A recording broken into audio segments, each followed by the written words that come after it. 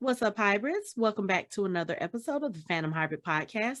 This is Hanako, and I am here with Anthony, Michelle, and Mike, and we are discussing the second episode of The Last of Us. I'm gonna tell y'all now, I had to bring the show notebook back. I was like, I gotta take some notes because they're dropping a lot of information in these episodes, and I was like, okay, I don't want to be asking questions through the whole episode. Let me take some notes and do some research. I haven't done that in a while. No, man, I can't take notes because I'm not watching half of it, because I'm watching most of it like this because they keep going places and I'm like, oh God, it's gonna jump out at him. It's gonna fucking jump out at him. I know it's gonna jump. It's gonna jump. Almost 2 hours to get through this episode because I kept pausing like, nope. I was so scared because I felt like somebody was going to die in this episode. And again, I knew it was going to be Joel. I knew it wasn't going to be Ellie. So I automatically knew. I was like, Tess is dying in this episode. It was just... I mean, it's like, why they keep introducing people then killing them? I'm like, son of a bitch. Well, no. Like, it's kind of it's a pandemic, it's a end of the world type thing, so it's like you're kind of I would be concerned if people weren't dying. Yeah. But it's like when they were in this episode. But it's like all the stuff they were doing, I was just like, they were like, don't step on it because they can feel it. And I'm like, oh God, y'all stepping on everything. Why are y'all stepping on shit? And then when she went to the front desk and started ringing that bell, I was like, bitch, are you crazy? Right. Why? Have you lost your... Do you realize? I was just like, oh God, what is she doing? I was like, and I understand it. She's a kid. She's never been in these kinds of places, and she has that curiosity. But I'm like, y'all are like literally fleeing for your lives in a city where all of these gross things, like, I need y'all. I need you to focus. All of us who have been watching The Walking Dead are like making you noise. Right. That's how I was feeling like, okay, you just did that. So something's going to be swimming in the water. What's going to happen? Right. I told you it took me 2 hours to watch this episode because I kept pausing like... It's like I was literally expecting her to be like pulled down and dragged or crossed towards the piano and dragged back. And it's like, all of a sudden they're like frogs on the piano, like playing. I was like, what the like? I was like, stop making noise! Like, oh, and I'm like, don't shoot the gun! Don't shoot the gun! Oh wait, it's not the same universe. Yeah.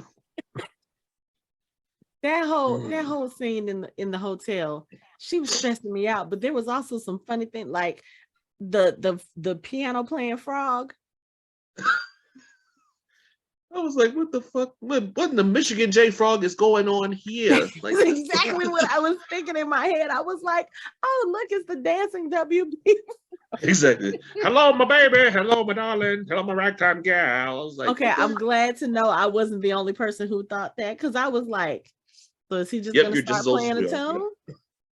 Yeah, I was like, and he was playing. I was like, he plays better than most people who actually play the piano. Like, he was like playing all kinds of chords and shit. I was like, what is he playing? I was like, wait, is that Brown Sugar? Is he playing D'Angelo? Like, you know what?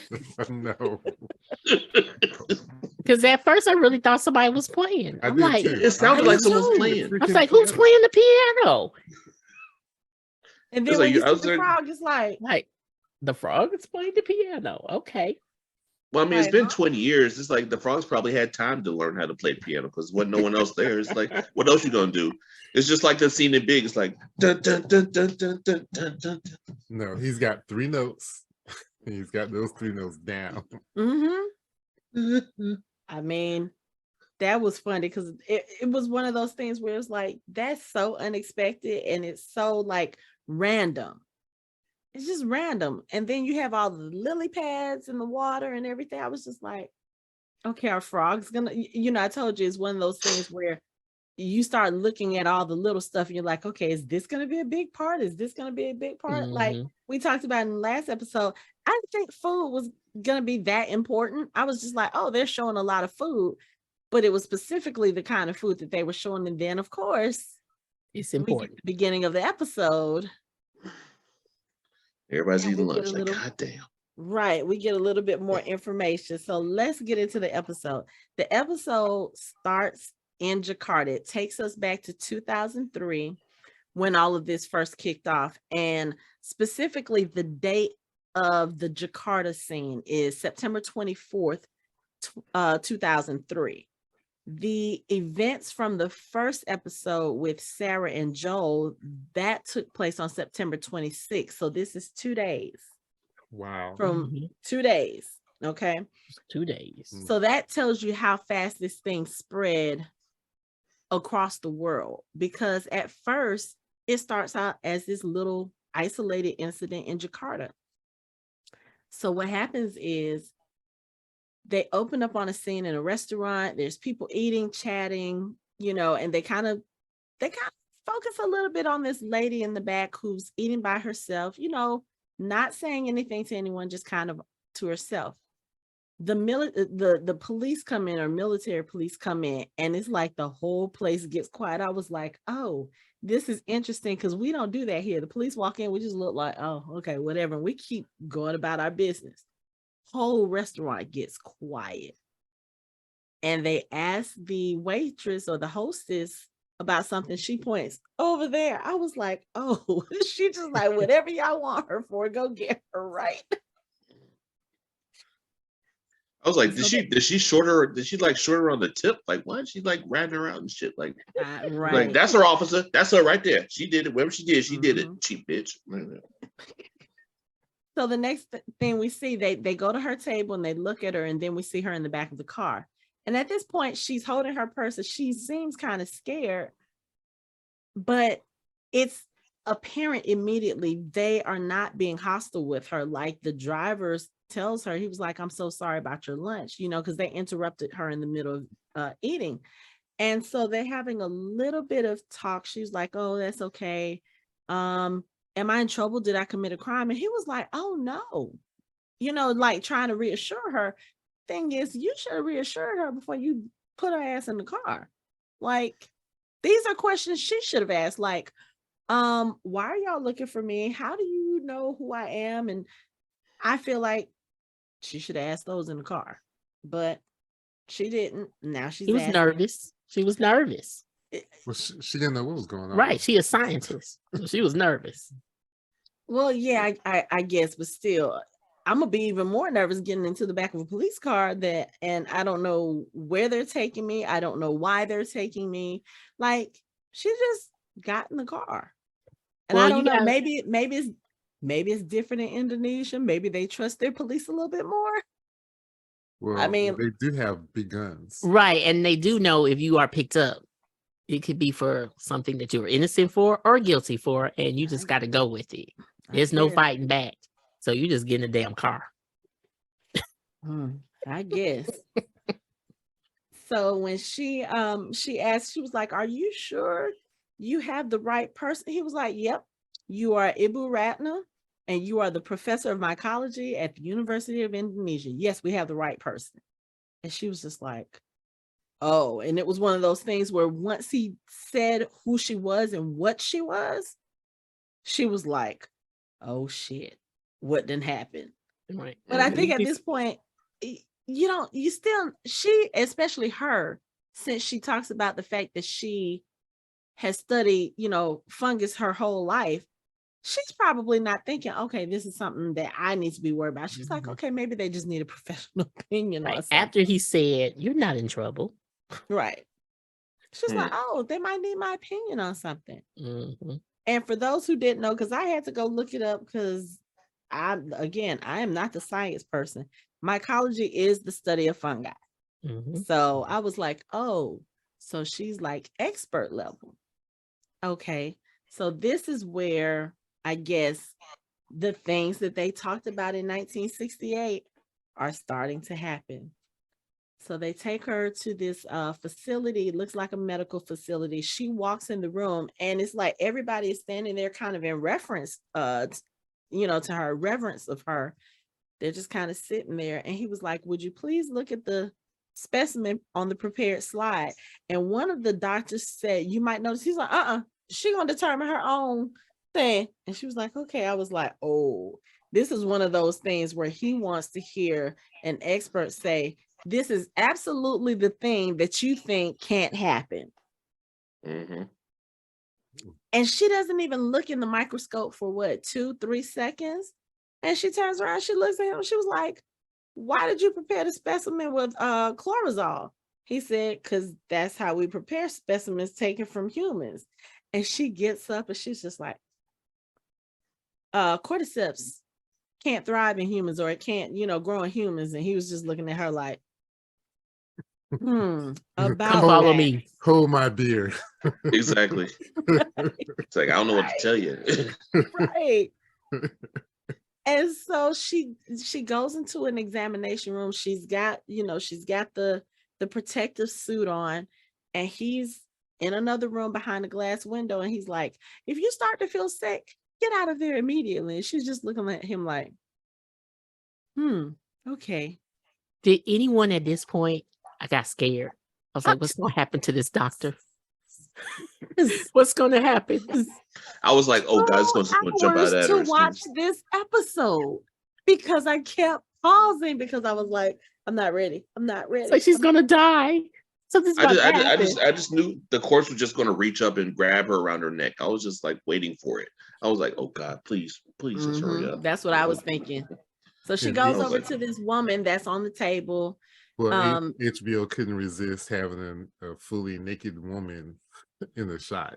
I mean, just all bared out. Yeah, I mean, she's dead, and I guess at this point they might be considering an autopsy. You never know. So I mean, hey, an IMDb credit is an IMDb credit. It's like,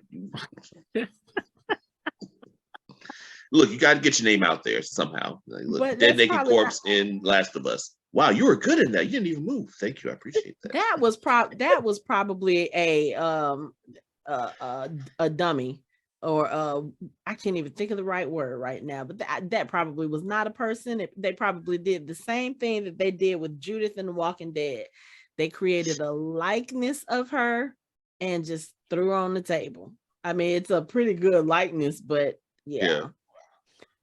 But anyway, so she goes over, she examines this woman. She sees that the woman has a bullet hole in her head, and she's getting ready to examine that. And the police officer comes over. He was like, nope, bottom of her left leg. And so when she goes over, there is a bite on the woman's, like right above her ankle.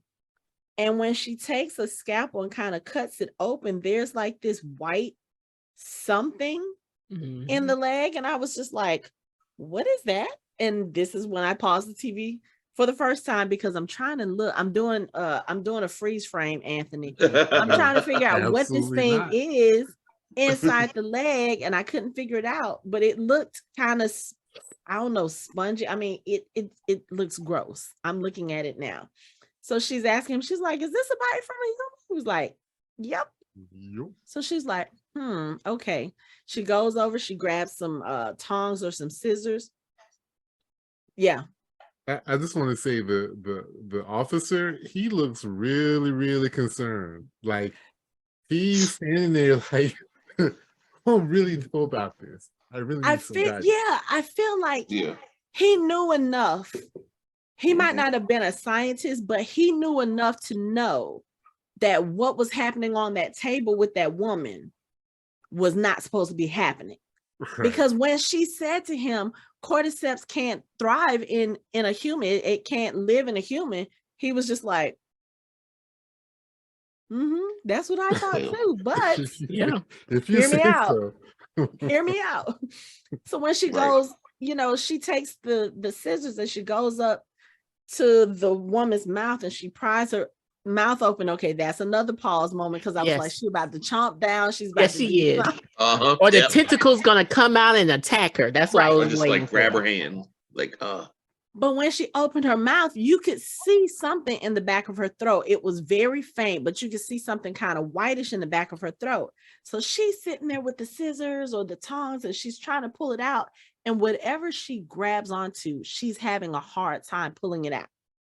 And when she pulls it out, is some of them damn tendrils. And now that I know that that's what it was in the first episode, I'm looking at them like, how did I not realize that's what they were?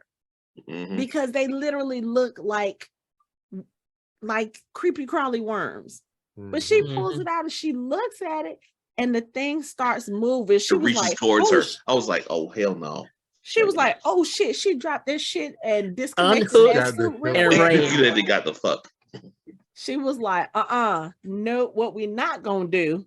And then of course you start seeing the tendrils coming out of the mouth. Oh. I was like, okay. So then you see her sitting on the couch, and the guy, he brings her tea, and they start having a conversation. She was like, so when did this happen? 30 hours ago. Where? And he says, a flour and grain factory on the west side of the city. And she says, a perfect substrate. Yeah. And Ugh. basically, she said this was the perfect environment for this fungus to thrive in. And so she starts trying to find out the information, like what happened. He was like, a normal woman. She got violent very suddenly. She bit through 3 of her co-workers. They locked her in did he say a freezer? They locked her in the bathroom. And then when the police got there, she tried to attack the police. So the police shot her, which is why she had the bullet hole in the head. And then she asked what happened to the other co-workers. And he's like, yeah, so things escalated to the point where our only course of action was to execute them. Yeah. And she's sitting there just taking it all in. And she's like, well, who bit her? And he's like, we don't know. I don't know. And she's like, okay, so that person's still out there. Are there any other missing workers? And he was like, 14.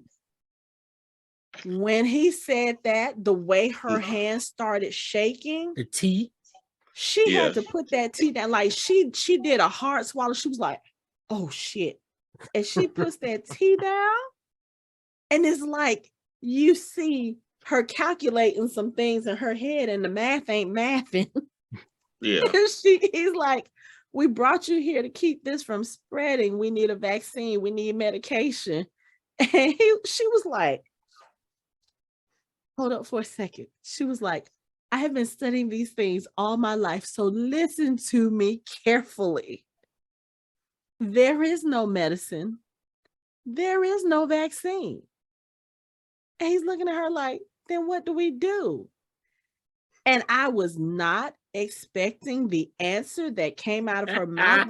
But again, she is like real calm. Like, sometimes you see disaster movies, like all the panic and stuff, even the scientists are panicking. She is very clear. She is very calm, because at this point, she knows what has to be done. She utters one word: bomb. Fun fact, the word for bomb in Indonesian is bomb, because this is the exact same fucking word. She says, like, start I understood that bombing. clearly. I was like, Yeah. oh shit. She said, bomb this city and everyone in it. And here's the thing. She knew that that's what was going to have to be done.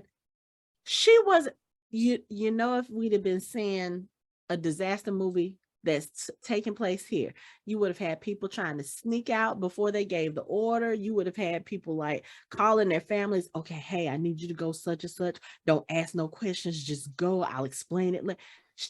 They would have been trying to save other people, which might have contributed to the spread. She was like, start bombing this city and everyone in it. And he's just looking at her like, what? And she starts crying because she knows. And she was like, can somebody please drive me home? I want to be with my family. I was like, damn. So she knows. She's like literally telling him, me too. Bomb everything. Everything. Like me and you. Like, man, that shit was that. I mean, what can you say? It's like, I mean, I don't even know if I could have done that. She was brave as fuck. I don't know if I could have been like, all right, you got to bomb everybody, including me, including you. Make sure nothing gets the fuck out. like for real. Like I Mhm. don't know if I could have done that. I've been like, okay, you got to bomb everything in here, but I got to go.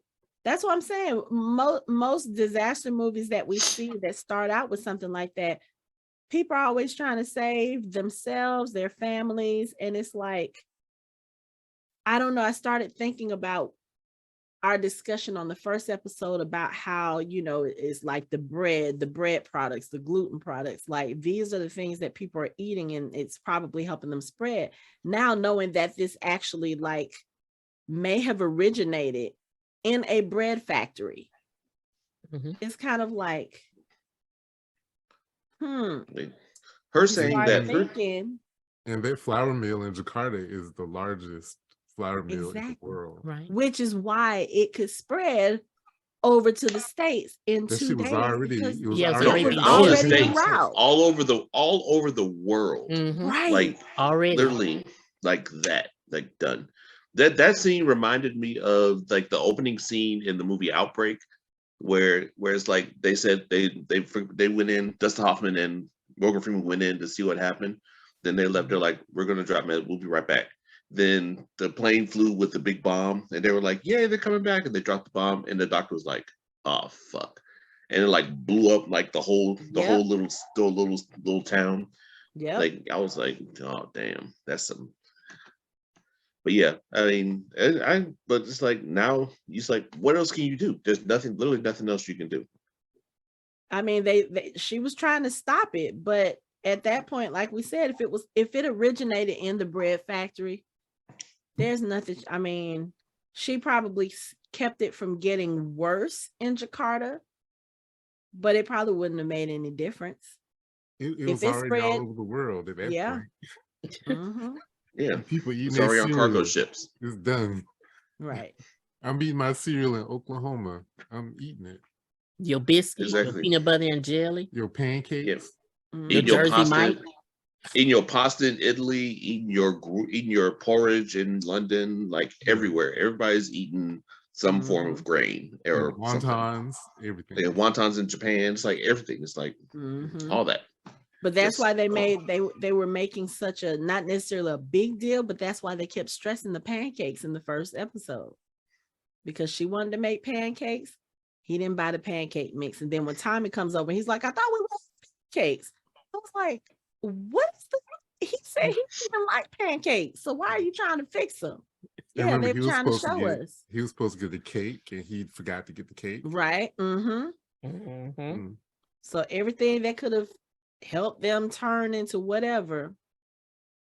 And the first time we see the next door neighbor, he's shoving biscuits down her mouth. Right. And you know they're homemade biscuits. And they're homemade biscuits too. Because if her daughter up there making homemade oatmeal raisin. Thank goodness she didn't like oatmeal raisin. She wanted chocolate chip. Yeah. So again, it's like all of these references to food in the first episode. Now that we know kind of what may be the start of this, you go back and you look at everything, you like, man, they were being Neo in the Matrix. They were dodging all. They were like, oh, bread here, nope, bread there, oh, nope, But it's so wild because again, like I said, I would have never thought of something like that. But again, that's the whole point that John Hannah's character was making in the first episode. Yeah, it's gonna be a viral thing that takes us out. No, it's gonna be fungus. Watch, it's gonna be fungus, and everybody's laughing. The host is laughing. The Christopher Heyerdahl's doctor character is looking at him like, "Did you really just say that out loud?" Yes, he did, and he was right. I just kind of wonder, like, where is that doctor now? I don't know if we'll see him again, but I just want to know, where is he now? And was he around when all of this went off? Like, was he sitting in the house like, I told y'all this shit 40 years ago, and you didn't listen. He's sitting somewhere like eating 90s or something. He's sitting somewhere eating like beef and chicken and everything but grain. Like he's sitting there eating like leafy greens and like I ain't touching the grain. Oh yeah. Right. Okay, so let's go Wait, back to before we go on, this is my favorite part of the episode. Okay, no, there's different favorite parts. But like I said last week, I love when I get the when, where, how, and they gave me another section of that. So I'm not questioning anything. Now I got the beginning origin. I don't know who bit her. At this point, I Right. don't really care. He came from the factory somewhere. But I Mhm. got the origin of this story, and I'm excited. You gave me the scientist You from look last week, you very gave me the happy. scientist this week. That's all I need. I don't need anything else now. Stop That's lying. it. Stop lying. I mean, I know everything now. You know, I got it. Okay, how Fedra got started, but that's another, how we got to that situation. So we'll see. Yeah. Okay. So let's go to our trio of travelers, Joel, Tess, and Ellie. So they have stopped overnight. And I tell you, watching this episode and watching the dynamic between these three, it's very interesting because, again, Joel and Tess, now that they know that Ellie has been bitten, they stayed up all night to watch her to try to make sure she wasn't going to, turn or whatever. And it's so funny because when she turns around and she looks at them, she's like, oh, okay. They start asking questions and, they're asking her like, why are you so important? Why was Marlene, keeping an infected kid? And she was like, I'm not infected. And I think also, Anthony, I know we were talking in the last episode about whether or not she was immune or not. They have actually said that she is immune. Oh, So okay. they have mentioned that. I think they mentioned it maybe a few times in this episode, but I was like, okay, so it is, I guess, some sort of immunity, or at least maybe that's just what they're thinking at this point, because there is an instance in the episode where she is, I don't know if she was bitten or if she was scratched, because it didn't look like she was bitten. That look more like a scratch, yeah, it looks more like a scratch. It was too small, but they traveled for a while after it and it had no effect on her. So I don't know, maybe she does have some kind of immunity to it. But they're sitting there and the dynamic between them is so funny because when she leaves to go, to go take a piss, Tess and Joel are sitting there discussing, okay, well, what happens if, Joel is like, let's go back. Let's just take her back. Let's go back to the quarantine zone. We will figure something else out. And Tess is like, no, this is the best way for us to get everything we need. Not just the battery, but I think Marlene promised them trucks. She promised them weapons. She promised them, basically everything that they would need to continue on their trek. And Tess is like, no, we're not giving that up. We just got to keep her safe and get her wherever she has to go. Now it's funny because when Ellie comes back and Tess is trying to find out what the deal is, Ellie is kind of getting a little smart mouth as she does throughout the whole 2 episodes we've seen her. But Tess gets on her level. She's like, look, little girl, let me talk to you like an adult. Joel and I are not good people. You might want to tell us what's going on. Where are we taking you? What's out west? I like that line. I'm paraphrasing. She's like, you're obviously valuable, but we need to know how valuable you are. Like she's basically, look, we're not good people. We're doing this for us to get the things that we need, but we can't know how valuable you are until we know what's going on. And Ellie makes this smart ass comment about, oh, you mean so you can get your battery? She said, oh, you heard that? Yeah. She said, well, you must have also heard he wants to shoot you. And Ellie was just kind of like, oh. And it's funny watching this dynamic because Tess does come off like she is the tough one in this situation. Like she's telling Ellie, okay, look, we're not playing no games with you. We are only doing this to get what we want. And then we'll be done with you. But then she spends the rest of the episode, I feel like Ellie starts bringing out a little bit of Tess's softer side. And I don't know if that's something that was intentional, but you kind of notice it because at the beginning, Tess treats her like, okay, you are just a means to an end. But she takes the time throughout the entire episode to explain things to Ellie, because again, Ellie has never been outside the walls. She doesn't know about what's going on. She doesn't know about the buildings, all this other stuff. And she literally is taking time to explain things to her. When they are in the building, at the top of the building, and they see all of the affected in the street that are kind of just there.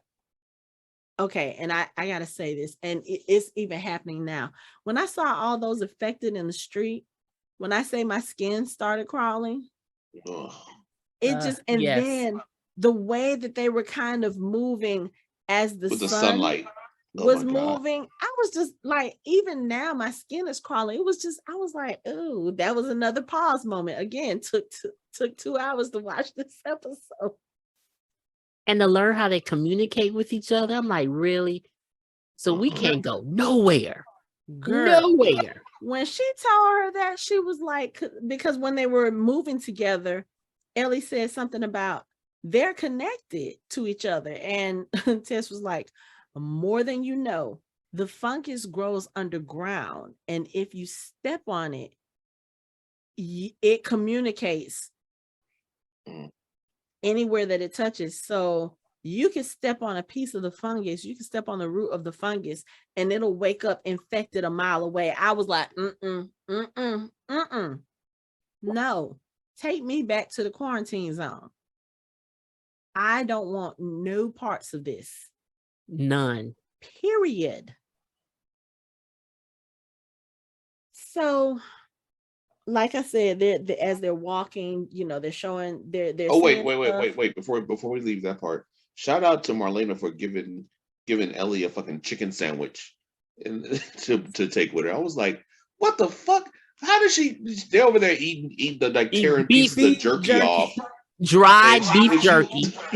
And she's over there like unwrapping the sandwich and being like, was like basically doing a damn Chick-fil-A commercial. I'm like, Chick-fil-A is everywhere. Like it's like the blessed chicken survives the worldwide pandemic. Like how the fuck does that happen? Right. Like how you get chickens in an area that's been bombed, because of course we see the crater from when the bomb was dropped, but what was it Ellie said, Marlene said they smuggle them in. I'm like, they have to. They sit over here eating beef jerky just like piece by piece, and Ellie is over there like First of all, who's making bread right now? Like why and how are they why are they trusting bread? Why are they trusting it? Well, here's the thing. What if they don't know that that's what caused it? But again, Ellie is immune, so a sandwich wouldn't bother her. That's another thing that they're showing us. Like she is eating sandwich with bread, and everybody else is dried beef jerky. I don't know if I necessarily buy it because the doctor in Indonesia knew that it was the grain that was helping it grow. So there have to be other doctors. That can't be the only doctor in the world that knows that's how it can incubate and spread. There have to be at least have to be more doctors that know that and tell people like, okay, stop fucking eating bread until further notice, because this shit's fucking up. This shit's fucking but up right if now. they don't know where it started, I mean, think about it. What did she tell them to do? Bomb the city. Right.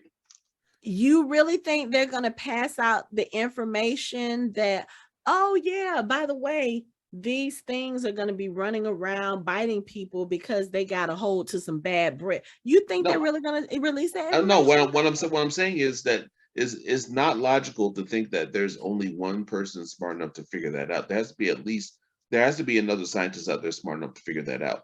I understand what you're saying, but you have to think about this. From Jakarta to Austin, Texas, that was 48 hours. Was it? Yeah, 48 hours, September 24th to September 26th. They started hearing the information about what's going on in Jakarta that morning. By 2 a.m. that evening, all radio broadcasts stopped. All TV broadcasts stopped. So how are you going to pass along the information? And chances are most of the doctors, most of the scientists, if they can't contain it, if it starts spreading, what do? The military probably going to go after those doctors and be like, oh, okay, you know what? Let's go on ahead and take care of y'all too. I mean, we know that they have doctors in the safe zone or in the outpost or the base that they're trying to get Ellie to. But I mean, think about it. Most of the times, especially what we've seen, you've seen it in The Stand. We see it in The Walking Dead. We see it in other shows where something like this kind of takes over and eliminates 75-90% of the population. You're only going to have a handful of doctors that are actually going to be around, and the ones that we do have in this show are probably where they're trying to take Ellie. But if all communication or most communication stopped, how are they going to get that information around, even if they know that's what it is? Because most of the people at that point, they're already panicked. They're already in the streets. And you saw what happened just that night. Everybody sitting in traffic trying to get out, and you try to go through a town. Here comes, the running infected here, and here comes more running infected there, and you got planes crashing. I just don't know how they would get that information out so quickly. They wouldn't, but over time, because it's been 20 years. So over time, scientists would just try to figure out the origins, and they would have figured out where it began and how it spread. So 20 years later, they're probably making the wheat differently because they know what to look for. Because you got to think 20 years later, because clearly they have already looked into if there's a vaccine or something that we can do. So they have already they're working been looking at that. They've been working on a cure for 20 years and haven't come up with anything yet. If it's right, because they know they can't, because there's no cure. So they know that. But so at the same point, you have to realize that they figured out where it began.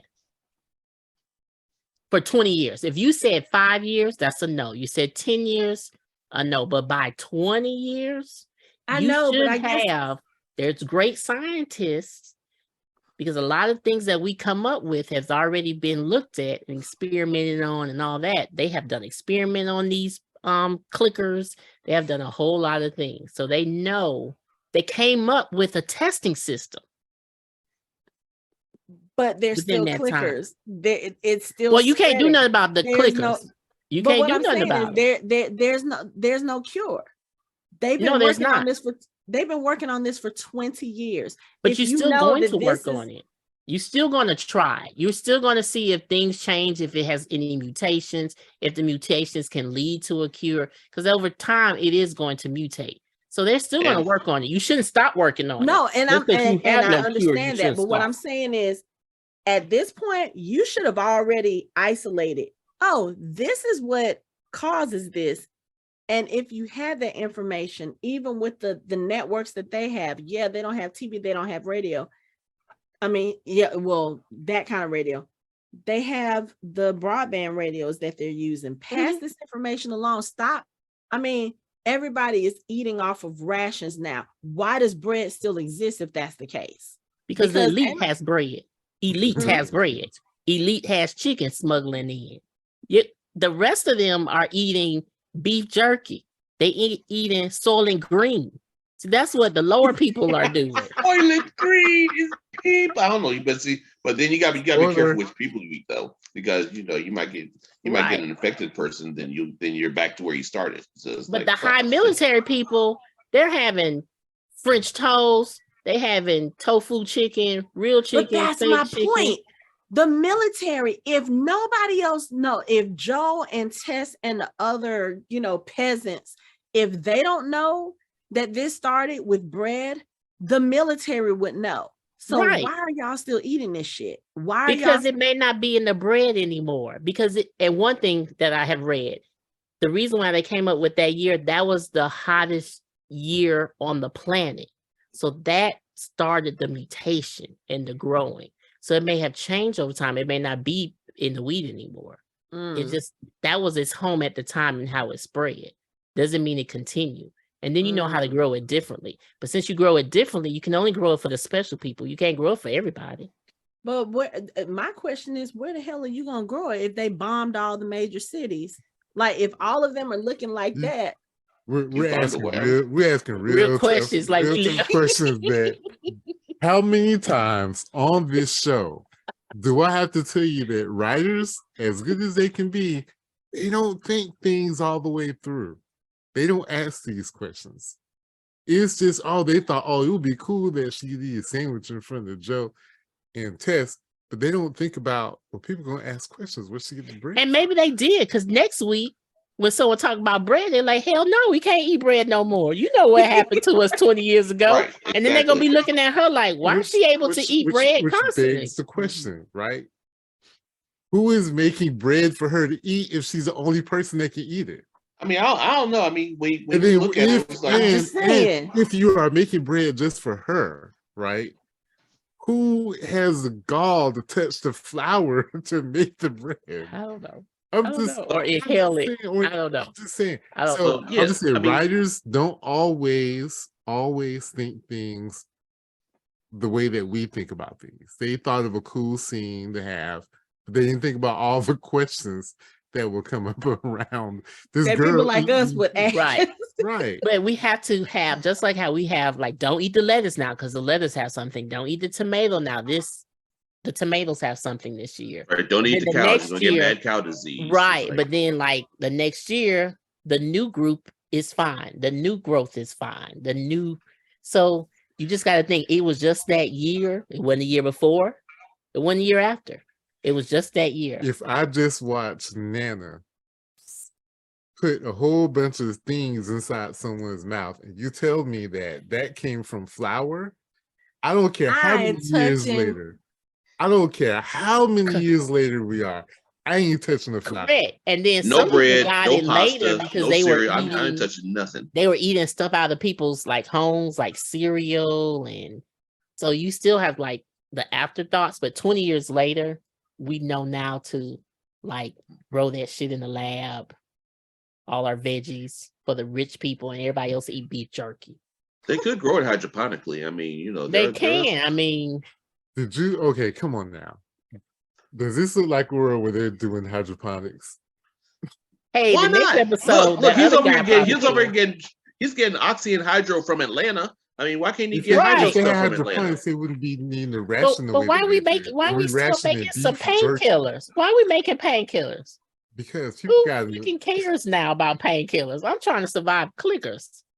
No, I'm just trying to let the days pass gently and softly. Well, then grow some marijuana.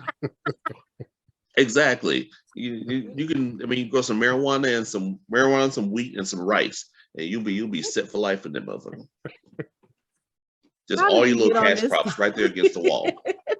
Because she ate a sandwich that was made out of bread. That's why we're on this conversation. That's why we're here. That is true. I mean, it's a good point. It's like, you know, where the fuck she get that damn bread from? And why the fuck is she eating it? I mean, we understand that she's immune, that it's not going to do anything to her. That's fine. But it's the like, person who made the bread is not immune. Period. They're not immune. That's not her problem. Unless she made it herself. Did you have mayo? That's not her problem. She ain't got to worry about that shit. Mayo. The tomato, chicken, lettuce, all that good stuff on there. Ain't nobody making mayo 20 years after the world falls apart. Yeah, I mean, think about how expensive eggs are now. Damn, how expensive do you think they are now? Are then? Shit.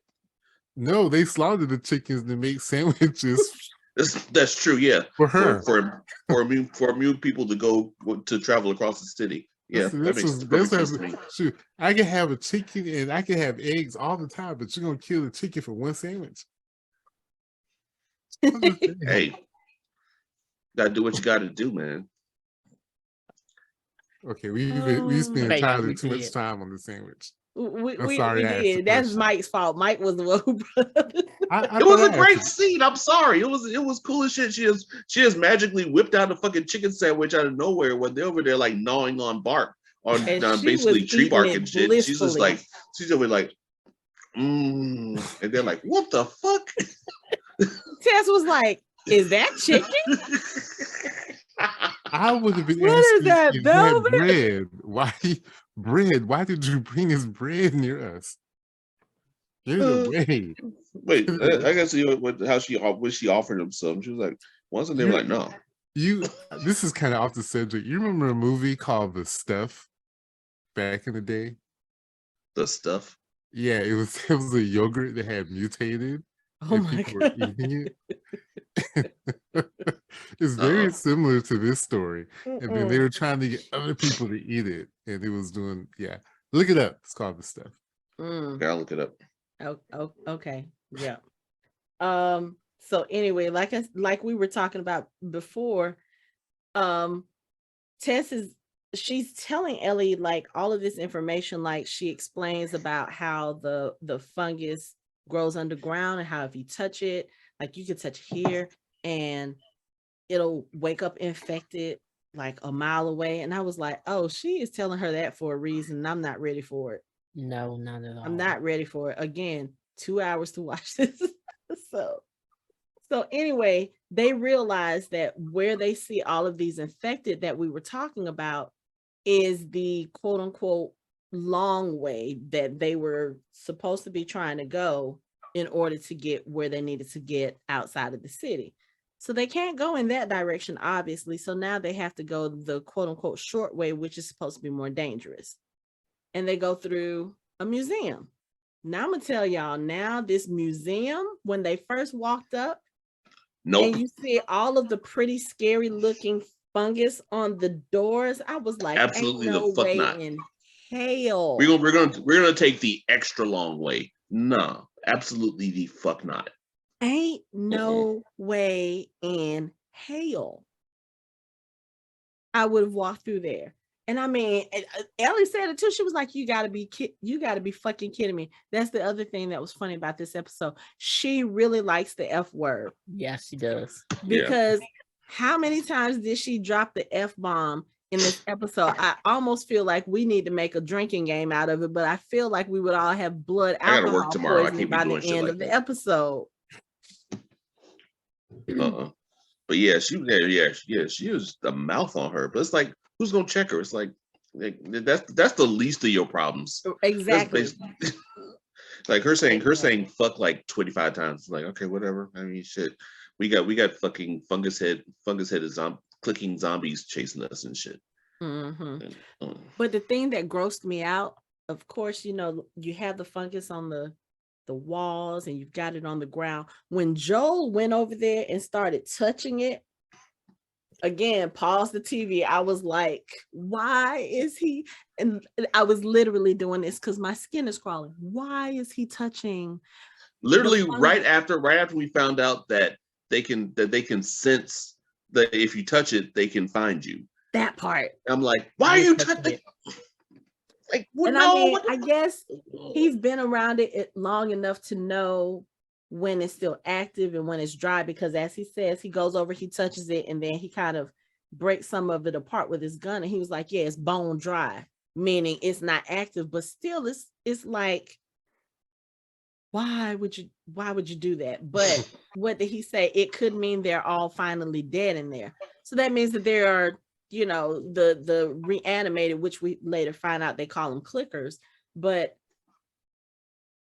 I'm not trying. No, like you said, Mike, I'll take the long way around, or maybe it's time to take our ass back to the quarantine zone. Because and then when they walked in this place, dude, I was like pausing my TV every 2 minutes, like there's no way. They're walking up them steps, and it's like just like dead, desiccated bodies all up the steps. I was like, bruh, not just the desiccated bodies. You've got all of the gross stuff from the fungus. You know what it reminds me of? And my mind just went blank. David Duchovny and Orlando Jones. Oh, Evolution. Yes, that's what it reminded me of. Looking at all of those things, I was like, who's going through that? And then as they're going up the steps, there's something going on upstairs, and you see all like dust coming down. I was like, something is about to come down on y'all's heads. Y'all need to get the fuck out. You forgot something when they found they found the body in there. The fresh body. Oh, okay. At that point, it's like ripped apart. They've been ripped apart. Be like, okay. Yeah, exactly. Ellie was like, what did this? And they was like, maybe it was. She was like, I've been attacked by one of these, and they didn't. This is not what they do. So at that point, Joel was like, "We're not gonna whisper. We're gonna be silent." And he looks at Ellie. He was like, "Silence." Silence.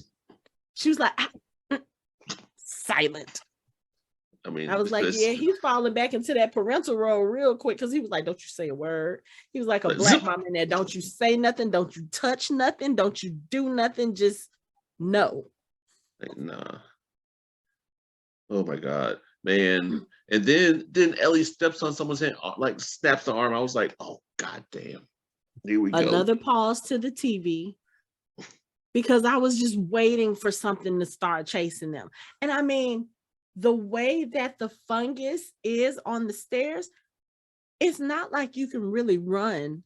You don't have a clear path. I mean, there was one part of the stairs when they had to come to the top, it was covered in nothing but all of that mess. So if they get chased at this point, they're done. They are done. Well, no, because even Ellie, what was it? Tess said, she was like, you might be immune, but you're not immune from being torn apart. True that. Facts. Man, I was looking at this. I was like, another thing we don't even think about that I said when we were watching it. Okay, it's been like 20 years. There's been no maintenance on buildings. So they coming apart too. So you step on the stairs, you hear, Right. I'm like, oh, stuff is gonna fall apart in the midst of you trying to run away. Yeah, you're gonna fall. Something's either gonna fall on you or you're gonna fall through something. I was like, Mhm. why? I'm surprised it didn't fall through the floor, to be honest. Like, Yeah, me too. right. But you notice when they're going up the steps right before they get to that section that's completely overgrown, the stairs going up, they're completely clear. Like the railings have fungus on it and the walls have fungus, but the steps, I'm looking at it right now, the steps are completely clear. I found that very strange. Like you get to walk up these stairs and nothing is impeding you, and then all of a sudden you got a forest full of fungus that's just there. Yes, it looks like the stuff in Evolution. That's what it looks like. So I feel like they're pulling influences from all these different things. Like, oh yeah, we've got the creatures from the Black Pearl, and we've got the little tentacles from Evolution, and who knows what else is in there. But it and we got heads of lettuce from the garden walking around with like attacking us and shit. Like, I don't know if I will ever eat, and I don't know, do they look more like lettuce or cabbage? I'm gonna have some issues. Michelle is sitting there holding her mouth like, oh my God, like damn. We got. It's like broccoli. You gotta shout out the makeup people, because you look at them, you're just like, that shit looks scary as fuck. But they did a phenomenal job. That shit looks really fucking good.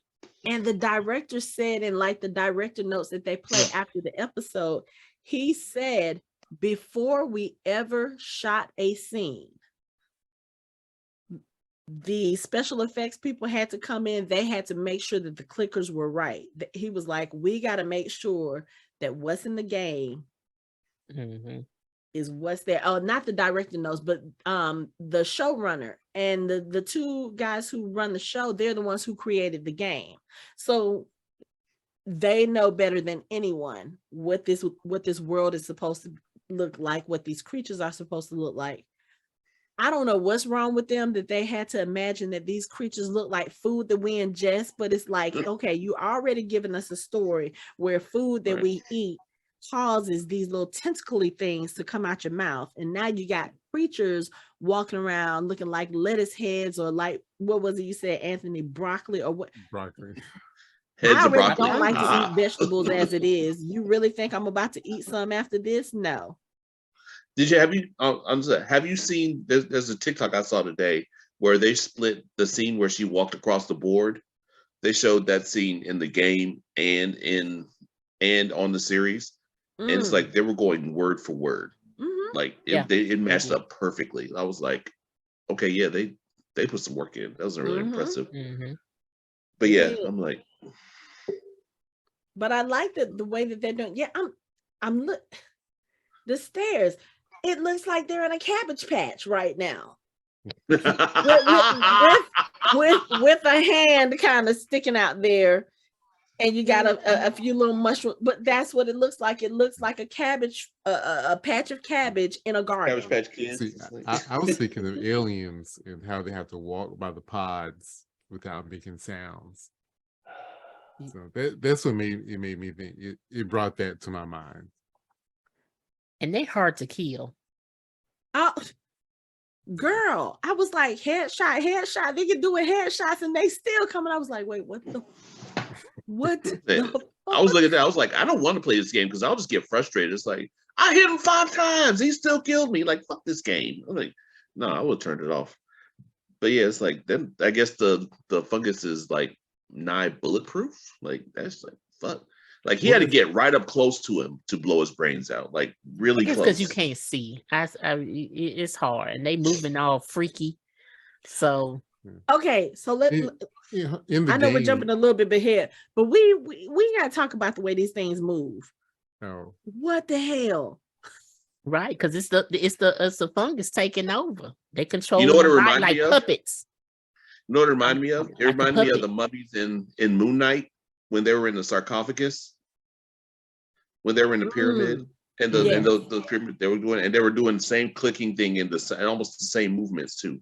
Because it's so weird, because when they move, it's not just the clicking coming from their mouths. When their body moves, you hear this clicking. I was like, I'm sorry, just go ahead, kill me now. No. There is no way in absolute hell I would survive in this world. No. Absolutely not. I haven't played the game, but I think I'll ask Carlos this, but I think in the game, in these scenes when you're trying to hide from them or not make sounds, but if they catch you, it's a one-hit kill. Like, they kill you instantaneously. Oh, I believe it. Have you seen the way when they were trying to evade them, just the way that they came through? And it was so weird because when they heard the first one, and they're like trying to see it, I was like, why the fuck are y'all not turning your flashlights off? Why is your flashlight still on? You're gonna lead them right to them. And then that's when we find out, Joel tells Ellie, he was like, they can't see, but they can hear us. And she's sitting there trying to hold her breath. And I was like, she's gonna make a noise. She's gonna make a noise, because you see that all the time in horror films. You got people hiding. They're supposed to be quiet. And they're like, dude, I understand that you are not used to cardio, but I need you to shut the fuck up until this thing leaves. Why are you making this noise? No. This thing had me so it's like as soon as they move, it's like as soon as you move, they still step on something. I'm like, oh my God. But the other thing that I was wondering about, when that thing came into the room, the way that Ellie kind of closed her eyes and was like trying to steady her breathing, I was wondering if she could feel them. I thought that too. Because the way she was reacting, it was kind of like she was scared that they would know that she was there, because she does have the bite. She may not be infected, but there may be a part of that still living in her. I think Anthony, I think you were talking about that in the last episode, or was it Lord? So one of you guys were saying it, where she might have been fully taken over and like the thing is actually still living in her, but for some reason she's able to control it. So, and she has to be infected, because when they give her the test, it's showing up red. So she has signatures in herself that she was infected. So something there. Something. And that's why for you to test negative. I mean, test positive. The test positive. Because when she was sitting there, she was looking. It's just kind of like the way she slowly closed her eyes is like when you're in a horror film or when you're in a suspense film, when people close their eyes like that, they know something is coming up behind them. They know something is coming around the corner. They know they're about to get caught. And I felt like that's what she was doing. And it was kind of like when the thing started walking past her, that's when she opened her eyes and she kind of took that it wasn't really loud, but it was enough for that thing to turn around. And I'm telling you, when that thing turned around, I paused my TV again. I did a lot. I'm telling you, 2 hours to watch this episode. I kept pausing. I think at this point, when all this started going on and they're fighting and they're running from, I paused it for like 10 minutes. I had to go fix me something to eat. I was like, I can't, I gotta get up and move because I'm antsy. I can't, And then, like you said, Michelle, they're shooting it and nothing is happening. Yep. I'm sorry. Because that last one, he shot close to the head, in the head, and then it was the third one that got him in the head, I believe. But it was twice. And then the other one, I think he shot it. Tess hit it in the head with an axe and it was still going. Yeah, that's what I'm talking about. And then he shot it twice again afterwards. So, man, I'm telling you, I know XP up. Exactly. You know what I'm saying? It's like, yeah, you gotta get it up. I know that survival is supposed to be the name of the game. I would not. That's why I'm not leaving the QC. I'm sorry. Nope. I wouldn't be leaving corn. Yeah, see, I could see you. I could see Michelle as the guard that's like talking to the little girl and sees a positive like, okay, I'm gonna get you some toys and all this other stuff. You're gonna take a little nappy time. It's gonna be okay.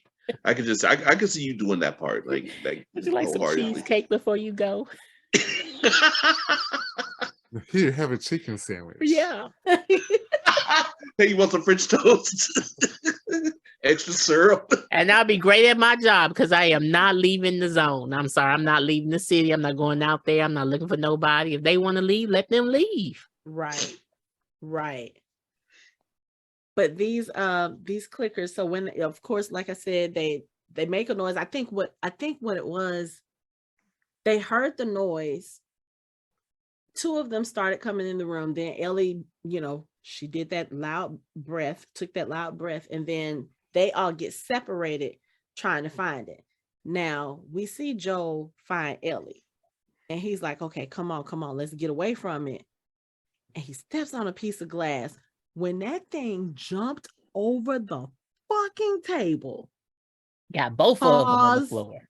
Pause. No. I'm not ready for this shit. I let out a yelp. I was like, no, not doing this right now. I was like, of all people, I was like, your ass, Mr. Dead Silence, Mr. Shh, Mr. Stop, don't say anything. Watch where you step, Mr. Watch where you step. You're gonna step on some glass, motherfucker. Jesus. And even he was looking like, the fuck. You the main one. When he started fighting that thing and that thing jumped over the table, I was like, I need to know what dark recesses of somebody's mind, like, how disturbed do you have to be to come up with this shit? That thing was gross. And yeah, and even that one, he shoots it once, it gets back up, he shoots it, I think he shoots it, oh no, that's when actually he shoots it 1, 2, he shoots it 3 times before it finally dies. And then here comes the other one running towards him, and that's when Tess gets it. We see Tess, and I'm telling y'all, I knew when Tess came back in the room, I was like, Tess been gone too long. Yeah, I had a feeling she been bit. Had to. Yeah.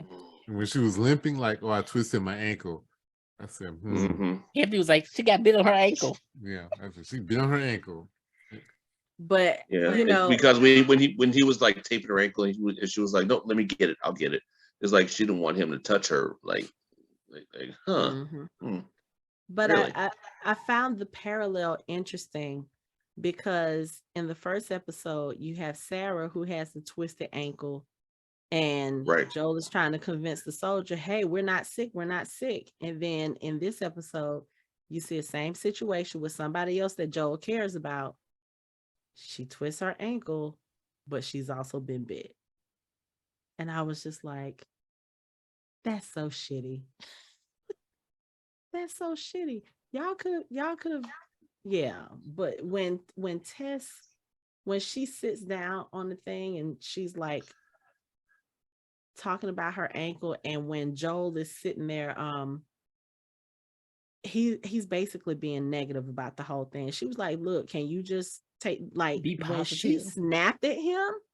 I was like, "Oh yeah, she's dying. Yeah.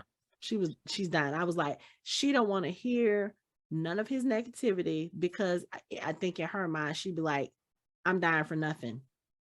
If you don't believe in this, if you can't finish this, if you can't do this, then I'll have died for nothing." And that's how I really feel that was. Were we talking last time about how this seems like the Velociraptor scene in Jurassic Park? Yeah, I mentioned that. Yeah. Oh my, yeah. I instantly flashback to that. I was like, oh hell no. It's Like, a lot of it's parallels from even the first episode because that happened with the infected running after them in that diner. mm-hmm. Lots of parallels. Poor Tess though. But you know, they get, they keep going. They come to, I guess this is the outpost that they're supposed to be going to. And there's a truck outside, but there's nobody in it. There's nobody guarding anything. So of course they're all kind of skittish, like, okay, so what the hell is going on here? And Joel goes over to the truck, he tries to check it out. And again, there's nobody in the truck. There's a little bit of blood, but it's not anything that's like, okay, these people are gone. Let's just go. He goes around to the back of the truck. He checks the truck. There's nothing in there. And him and Tess are sitting there trying to figure out what's going on. And then Ellie is looking at the ground. She was like, yeah, they went in there because you see all the blood. Mm-hmm. I was like, okay, this is not going to end well, I don't think. But when they get inside, everybody who was there has been slaughtered. Like bloodbath. And they figure out what happened is that one of the people got bit. He probably attacked some of the other ones. They all started fighting each other. And like Tess said, they all fought each other and no one won. You said that the healthy ones fought the sick ones. Yeah, and nobody won. But inside, you see gas. They have gas drums. They have, I don't know if weapons. those were weapons, but you see the crates, and I thought they were weapons, but you don't see them really take anything out because Tess is just trying to figure out. She was like, nope, we can't have come this far for nothing. And it's the way that she's reacting that really solidified it for me that she had been bit, because she's upset. She's short. And then when Joel was like, let's just call this what it is. Let's call it a loss and go home. And she was like, that's not my home. I was like, oh, okay. And I think at that point, that's when Ellie was like, son of a bitch. She's bit. Right. Or even when she was dragging her, she dragged her into the building too. Let's go. Pushed her inside. Yeah. Yeah. Because I think she didn't want to, again, she doesn't want to think that her getting bit and what she's about to go through was for nothing. And then not only that, but just in the conversation that they have after that, you realize that Tess is using this mission as her shot at redemption for whatever it is that she and Joel did. And she talks about that, towards the end, once they realize that she has been bitten and she's trying to convince Joel, she was like, you got to keep going. You got to keep her safe. You got to get her there. Like this potential cure thing is real. She is real, because Joel he's not really believing it. He was like, yeah, we've heard rumors about a cure for years. They've never found one. They never found a vaccine. It's just not going to happen. And Tess is like, no, it has to happen. You have to make it happen. She was like, I don't ask anything of you. And then she starts listing the things. She was like, I never asked you this, and I never asked you to feel the same way. And he was like, Tess, she was like, shut up, because I ain't got long to live. I was like, oh, she about to get it all out. Okay.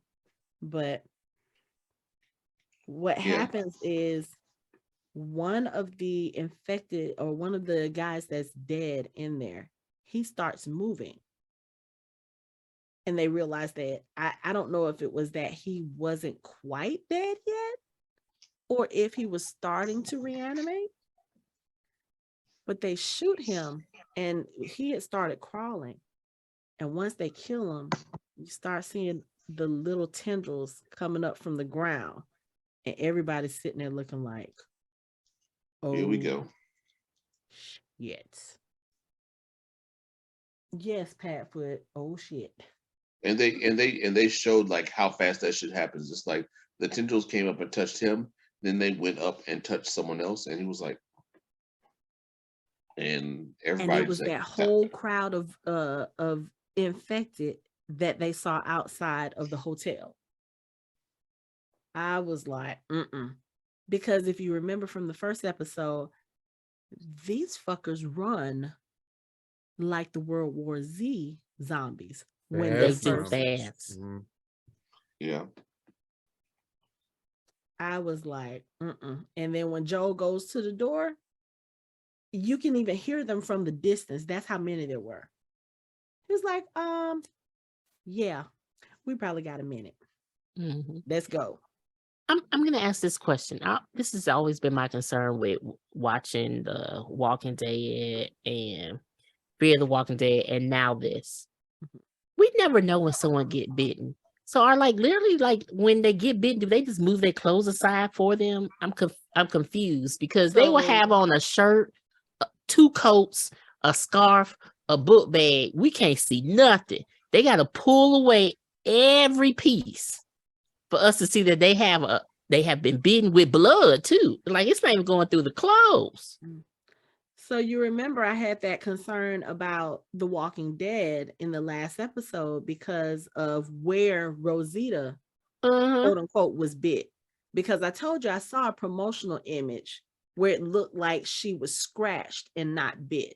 Everybody keeps saying she was bit. So I'm like, okay, that's what y'all saying. I'm going to go with it.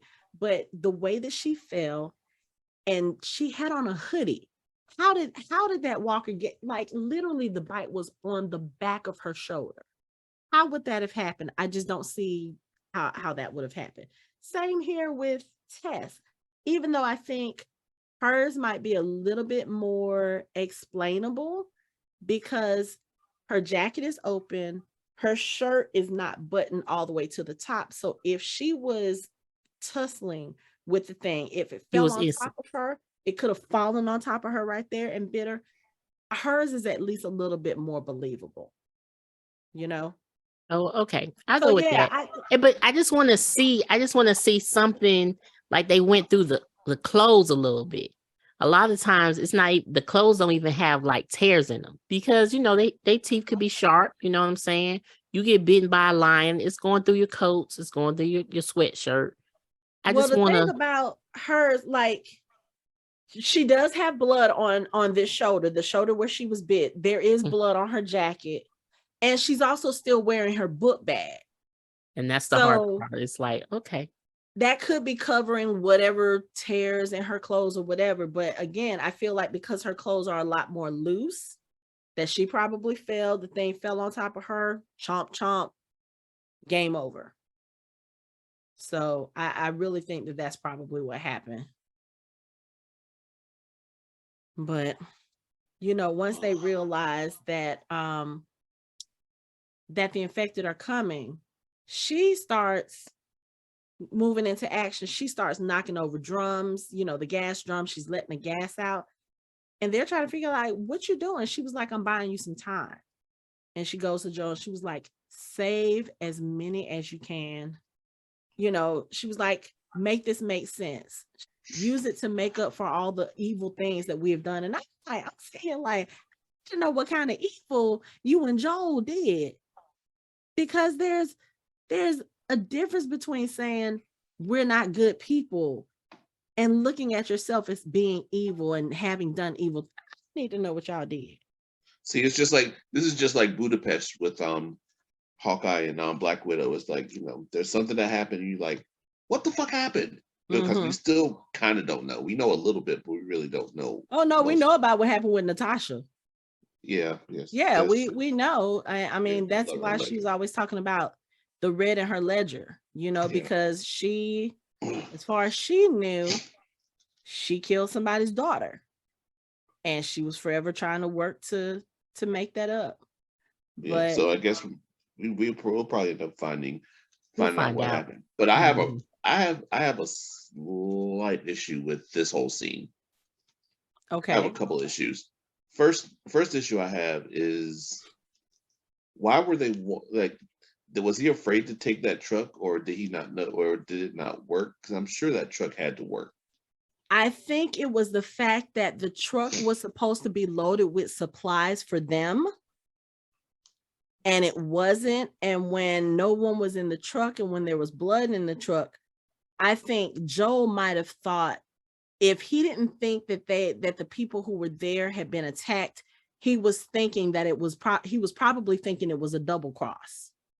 Okay. Like, oh, we're gonna get Ellie, we're gonna get the thing that y'all were supposed to bring us, and then we're gonna kill you.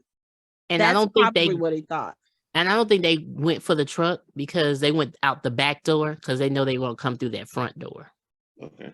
And my second problem is, me being an avid watcher of streamers who stream Modern Warfare and all these other shooting games, when you get to somewhere that has a cache of weapons and all kinds of other stuff, you loot.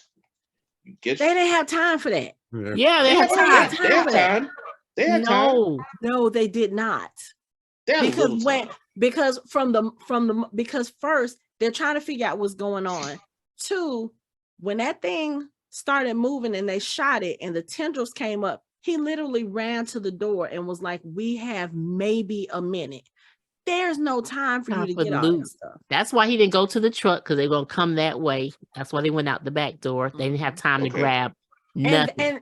And they can't be weighed down. She literally emptied gas drums. She emptied grenades into the gas. She was about to blow some shit up. And if they had more weapons, that would have weighed them down. It would have made them slower. They would not have gotten as far away from the building as they had, and they probably would have been taken out by the blast as well. Okay, I can understand that. Yeah, I guess, but it's just like, I was like, oh my God, grab ammunition! What are you doing? Just because I'm like, you know, I was thinking like a gamer, like, you know, you got to loot up before you leave. Yeah, no, they were thinking like people. We got to get out of here. But that makes more sense. Yeah, like I'm with that. That makes more sense. But it's so crazy because after they leave, when she tells him save as many as you can, that's when he looks at her and he takes Ellie and they run. And Ellie is pissed. No, we're not. Papa, he was like, look, little girl, if you don't bring your ass on, we all gonna be dead. And it's not gonna matter if you're immune at that point. But when the infected start running through the door, of course they're going straight. I don't know what they're running after at this point. Maybe they can hear them running. I don't know. But they like literally come in the building and they running straight. Now she's sitting there trying to start up her lighter. Why is it that whenever you need a light, especially from a Zippo, That's when your especially from a Zippo Zippo. decides to go out. Like, really? The most reliable of lighters. The most Yes, the most reliable. windproof and lights every time lighter. Never So why lights mess when with you the need it. lighter? Just get a grenade, take the pin out. When it's time, throw the grenade. I thought that too, but then I was thinking, I think it had already started affecting her brain, so I don't think she was thinking about getting a grenade. She was And just I think she felt like the lighter would do what she needed to do. And she And I had think- blinders on about it. I don't know if I think it was that, but one, she's coming to grips with the fact that she's about to die. Okay. Two, I don't know. I know for me, whenever I'm scared, sometimes emotion or doing something with my hands kind of calms me. And maybe it was just one of those things. She's like, okay, I need to set the gas on fire. I need to set the gas on fire. She's not thinking about anything else because, like the grenades, okay, you could pull the pin on a grenade. The grenade might be a dud, Sure. you know? Well, she's- the lighter was almost dead. Yeah. It That's was. true too. But the thing about this scene, she's sitting there, like I said, she's trying to start the lighter. And of course, the lighter is making noise. So one of the infected happens to come around and looks at her. And I was wondering, I was like, is that the soldier that Joel killed? That's what it looked like, because she looked at him like, almost like she recognized him. And I was like, is that him? Because the way his face was kind of messed up. Remember, Joel was like beating the shit out of him. So I was like, did he mess his face up that much? And is that who that is? But I wasn't sure. But that thing almost stopped again. We know the clickers can't see because at this point, the fungus has taken over their eyes, but this dude still had an eye. And if it's true that they are not quite dead, then it's possible, if this was that person, that he might have recognized her a little bit. That's what I was thinking. I don't think that's him. Yes. Only reason why this has been just 24 hours. This man has fungus growing out of the side of his head. That takes a second. But does it? It does. Because that would be like, grandma didn't have fungus growing out the side. It takes a minute. but grandma, that had only been a few hours. That's It's not him. him? Yeah. Okay. Yeah, No, and it's then they will someone else, have 'cause his clothes are raggedy. That wasn't him. Yeah, yep. And the clothes been like he been sitting out in the rain for a while. Because if Okay, yeah, if let me he see. the newly infected would have just the vines and stuff of the fungus. Okay, yeah, all I over see. it. Okay, I see it now. But I was like, it's a very close likeness. Enough that I was like, is that the reason why she just kind of stood there? Because I'm sorry, I don't care how close to death I am. There is absolutely no fucking way I'm about to stand there and see these tendrils coming out of this thing's mouth and let this fucking infected person give me the kiss of death. Right. They're No, making The out. most maybe- nastiest in French kiss hell. ever. No way in hell. That was another I mean, maybe, pause. like you said, maybe it was already starting to affect her brain. Maybe she was just like, I mean, she had already resigned herself to dying, so she was like, maybe if he I can distract him long enough, I can finally get this fucking lighter to work. But then here's it's the like, thing. If that but- thing had it,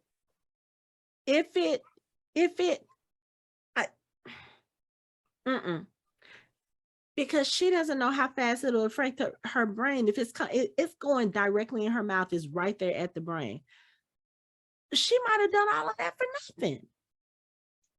I don't know. Like you said, it might have been affecting her at that point to where she just wasn't thinking clearly, but she's thinking enough to know, oh my God, what is going on? And then she finally gets the lighter to light, she drops it. And of course, big things go boom. Ugh.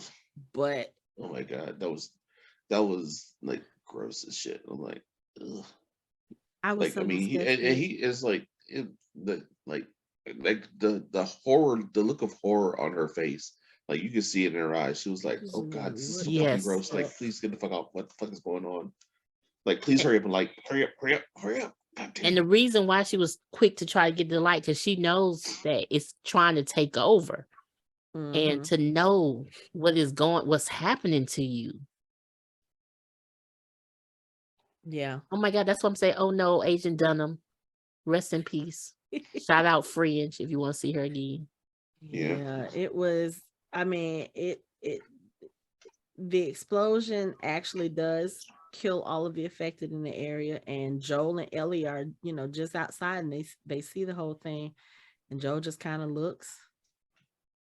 He just looks at Ellie. He turns around and walks, and then she just turns around, and the last shot you see is of her, sitting there, and she's just standing, and the building is on fire in the background, and she looks so dejected because, like I said, I feel like at the beginning of the episode, Tess was being hard-nosed with her, but throughout the episode you see that Tess is softening towards her to the point where Ellie is like, no, we can't leave her. And I think she really feels like she's going to feel some guilt about Tess's death because Tess was there trying to get her to where the Fireflies were for selfish reasons, yes, but yeah, rest in peace, Tess. Yes. The most I horrible way to go. I mean, I just like she didn't have to let the thing kiss her. She didn't have all to up do in her that. mouth, like all up in here. The fact that you called it a kiss. That's what he came in That for. was- He came in that with was I a mean, he Dementor's came tentacles and in, all. came in with the head tilt. He and was came like, with the "Yeah, tilt. Very come here, baby." slowly. That was a Dementor's kiss if ever I saw one. Come here So- often now. Mm-mm. Just horrible. But Got I mom's guess spaghetti all already being infected doesn't really protect you. No. Because she was infected already. And But she Yeah. wasn't taking over yet. So it was trying Mhm. to infect her altogether. Yeah, it was like, oh, okay, you working too slow. Let's go on and get this. Because I don't remember what the chart said. She probably would have had a few hours, depending on how long it took them to get from the museum to where they were. What did she say? She said if you go straight through, it's a 10-minute walk, the state house. So who knows? They had to go through the hotel, they had to go through the museum, they did the little fight, and then she had a twisted ankle. So it could have taken them roughly an hour, let's say hour, maybe 2 hours tops from start to finish.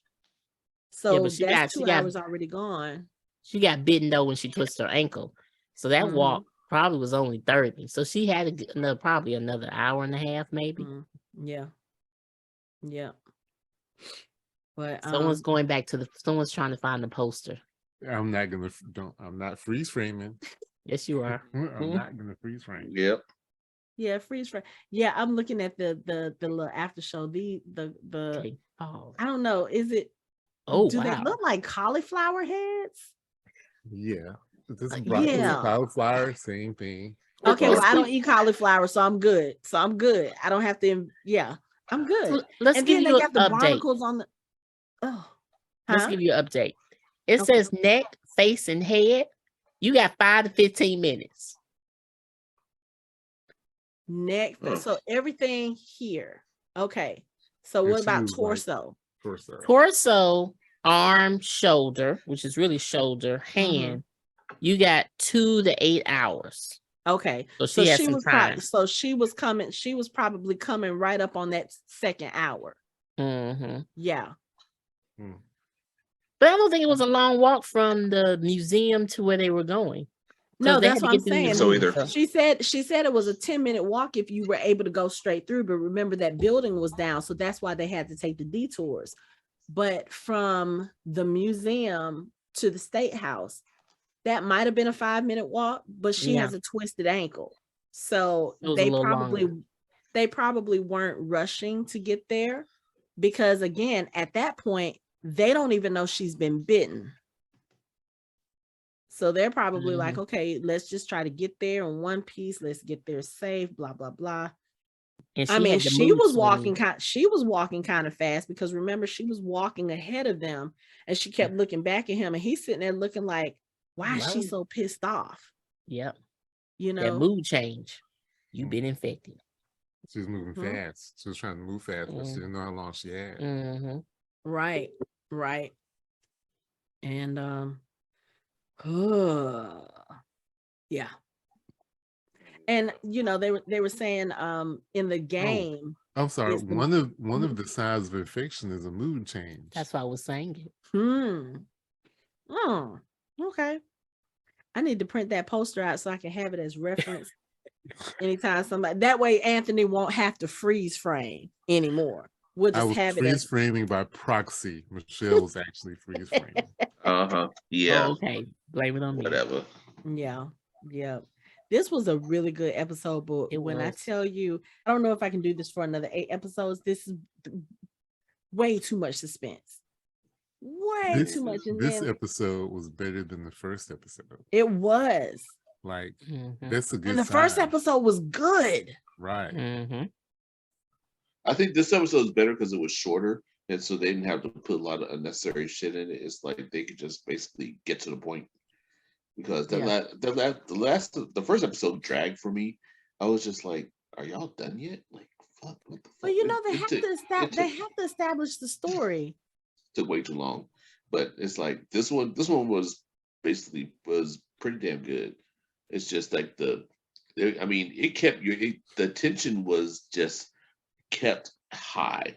Like when they were in the hotel and she was playing with her knife leaning against the wall. I was like, oh God, they're gonna reach through that wall, aren't they? They're gonna like reach through the wall and pull her in. I was like, God damn it, dude, like fuck. They had a like lot the of TV up here. I was watching it with my phone like this, like so I could like hide behind my phone and see what the fuck is going on. I wasn't trying to use something as small as my phone. I was like this. Deal. I was just on the edge of my seat, like. Yes, that too. It was so much suspense in this episode. Like, y'all. Too much.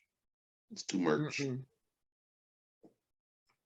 And I mean, if they continue on this trajectory, if the episodes continue to get better and better and better, but more suspenseful and more suspenseful, I don't know if I can handle it. That's just, I was, I don't know, like, I was expecting this show to be good. I was expecting, because I heard a lot of great things about it, but I don't know if I was expecting it to be this good. This show is really,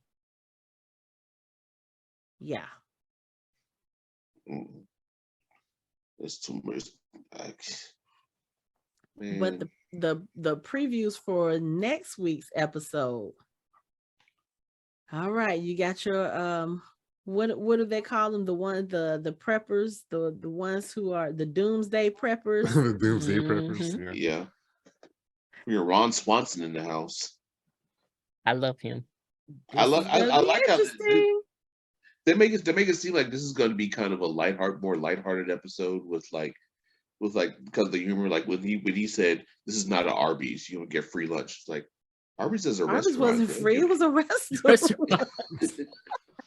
So it kind of seems like it's going to be a little more lighthearted, still kind of serious, but a little more lighthearted. Which means that somebody else is going to die. Right. Don't let the smooth taste fool you. Cobra. Yeah, that means that just means somebody's going to die. That's all that means. Yeah. So, yeah. Oh my goodness. Does anybody have anything else to say? You have any final thoughts on episode 2 of The Last of Us? Even though I'm a wuss, I'm enjoying this. It's like I'm literally Are Just you a wuss, Mike? I'm a wuss. But I admit it. See, I'm old enough to be comfortable in my wussdom. So it's like I can admit when I'm a chicken shit and I'm looking at this like, no, no. I was like, I feel like that buzzard in Looney Tunes. Every time something's about to happen, I'm like, no, no, no, no, no, no, no, no, no. Like, nah, man. But I'm enjoying this. This is actually pretty good. I didn't think I would like this. I'd like it that much. It's like I was like, I'm gonna give it a couple episodes, then maybe I'll bow out. But I'm like, I actually want to see what's gonna happen. You're Yeah. Like, stuck I'm with it curious. now. I guess. Yes. mean- I for me, I was excited about this, but everyone knows how I feel about zombies.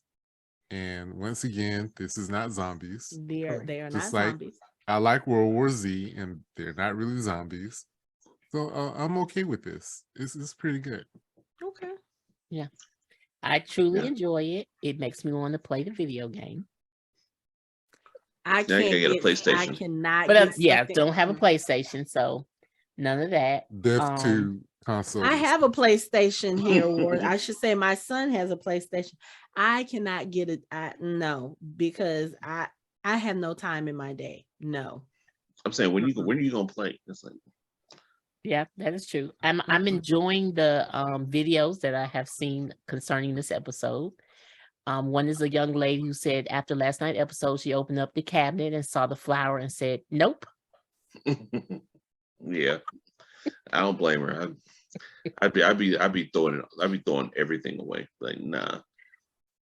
I'll be on the Atkins diet, like the dad said, like You know Joel what I'm said in saying? the beginning. I'm going straight keto, like no flour whatsoever. Like, nah, man. Like all meat. I'm going paleo keto, like I mean meat and cheese. I ain't fucking with none of y'all. Yeah, I'm enjoying this a lot. I'm looking Yeah. forward to the next 8 episodes. Before we close out, I do want to do a couple of promotions. Anthony has recently appeared on the a podcast of Monty Amontillado.